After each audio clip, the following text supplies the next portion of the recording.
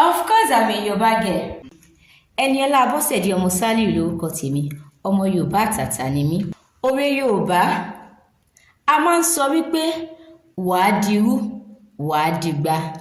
Bẹ́ẹ̀ kọ́ o. Wọ́n máa ń jẹ irú ni, kò fi ibì kankan bá a mú. Bó ṣe yẹ ká máa sọ gan rèé.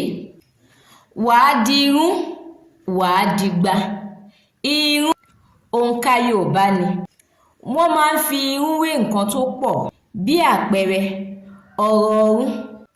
Tí Yoòbá bá sọ wípé wàá dirú, wàá dìgbà, ó túmọ̀ sí wípé onítọ̀hún máa pọ̀, ó máa gbé ọ̀pọ̀lọpọ̀ nǹkan rẹ̀ ṣe láyé. Kò sí nǹkan tó ń jẹ́ dirú dìgbà o. Irú ni. Wọ́n máa ń jẹ irú ni, wọ́n sì máa fi ń sebẹ̀ pẹ̀lú. Wàá dirú, wàá dìgbà ni àsọtọ́ ẹ̀. Tó a níbi jù báyìí lọ lónìí. Ẹ tún pàdé mi lọ́jọ́ mẹ́jọ. Ó dàbọ̀. Ẹ kàn sí wa fún ìpolówó ọjà tàbí ohunkóhun tó bá ń ṣẹlẹ̀ lágbègbè yín tẹ́ fẹ́ káyé ó gbọ́. Planet Online TV. Àgbà ló tóró ọba lóde.